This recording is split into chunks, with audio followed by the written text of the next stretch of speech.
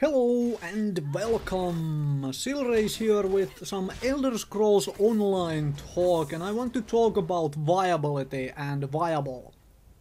Background footage, some Elder Scrolls Online play from the latest beta weekend with a Knight Blade in full heavy armor and a two-handed sword, just running the newbie areas for the Ebon Heart. Anyway, these questions are now coming up on Reddit, on various forums and whatever. Someone just throws a random concept of a character.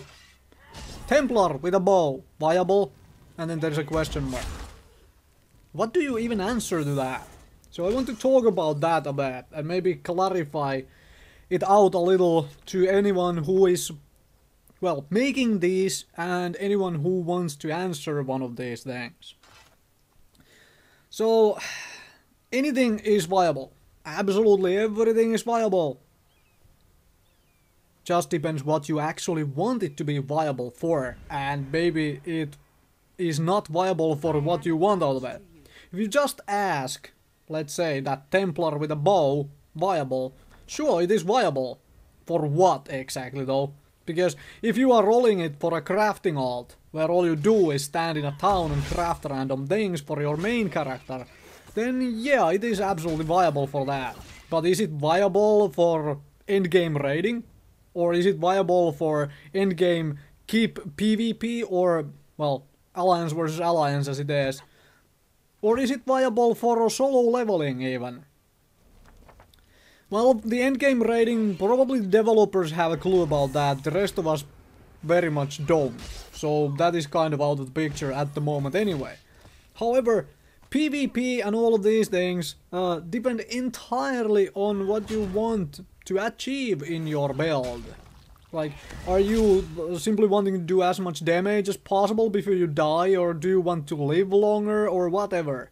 And all of these things require a different kind of mindset and different kind of build to be viable for that particular role.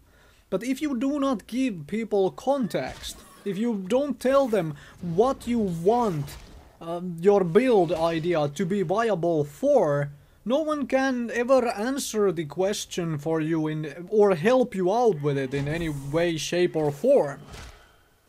Hopefully that clarifies the point. Like, if you want a PvP build to be viable, tell people that I want it to be a PvP build, and is this idea I have viable for PvP?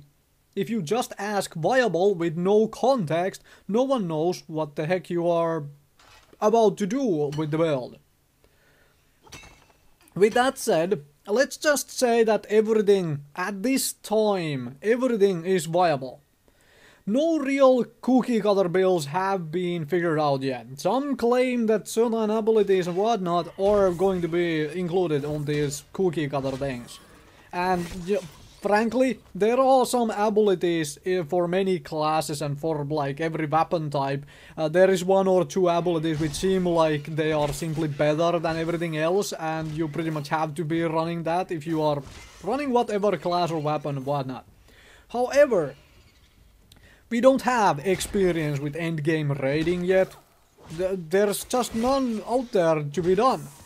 There is no real endgame PvP yet either. It's like, we have been able to do some PvP, but right now, when you as a level 10 or level 15 run around in AVA areas and you come across someone who is past level 40, they just own you 9 times out of 10. Simply not enough people are at the maximum levels yet to really be calling out what exactly is going to be the cookie cutter, the you know, most efficient and effective for whatever slot, whatever you want out of it. That's what cookie cutters typically are.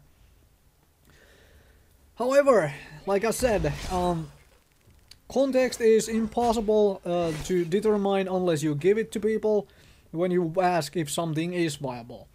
Now, this kind of PvP talk and solo leveling is very much possible with absolutely any build.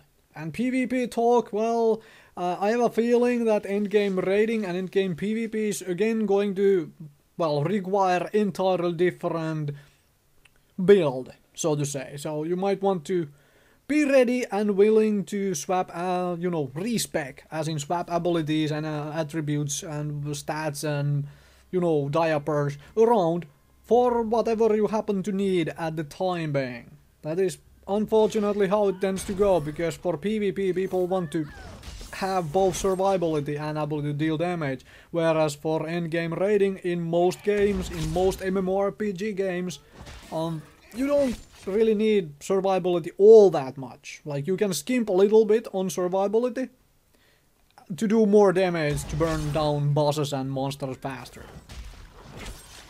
Hopefully that clarified out the whole viable question to you. Right now, right at this point, basically anything you can come up with will be viable, because we do not have enough information to determine if something cannot be done or can be done at the highest end of, you know, gaming for Elder Scrolls Online, for whatever purpose, raiding, PvP, so on.